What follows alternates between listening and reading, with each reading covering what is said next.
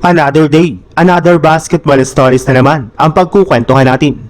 At ngayon nga ay pag-uusapan natin ang game preview ng serye ng New York Knicks at Philadelphia 76ers at ang balitang may good news nga na pang OKC Thunder sa Los Angeles Lakers.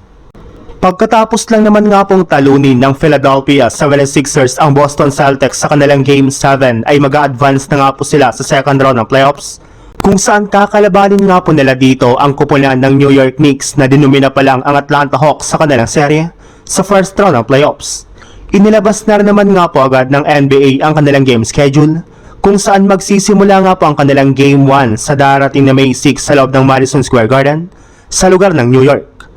At dahil nga po hawak ng Knicks ang home court advantage sa kanilang serye ay di na nga po nakakagulat kung bakit silang limado sa kanilang bakbakan. Pero hindi rin naman nga po dapat malitin ngayon ang 76ers dahil sa hawak na napakalaking momentum ng kanilang team mula sa kanilang 3-1 comeback ay hindi malabo na ma-upset rin nga po nila ang New York Knicks. Kompleto at healthy rin naman nga po ang lineup ngayon ng 76ers at nasa rhythm ang lahat ng kanilang mga players, kaya siguradong kakayanin nga po nilang matalo ang New York Knicks. Sa ibang balita naman, ginawang official na nga po ni Shams Charania ang pagiging out ni Luka Doncic sa lineup ng Lakers sa Game 1 ng kanilang second round series laban sa OKC Thunder. Kasalukuyan pala naman nga na pong nagre-recover ito mula sa kanyang tinatamong hamstring injury, kaya inaasahan nga po na magiging underman bully ang kanilang team pagdating ng Game 1.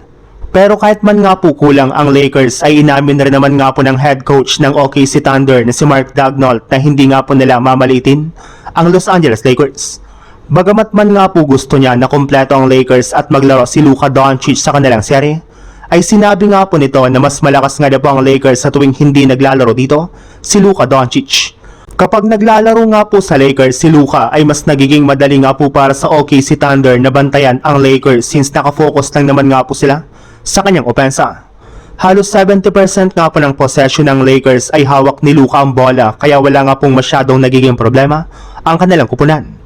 Pero kapag out nga po ito ay nagiging unpredictable nga po ang galaw ng Lakers, since hindi rin naman nga po sila pwedeng mag all out defense kay LeBron dahil alam nga po nila na kayang-kaya nga po nitong gumawa ng play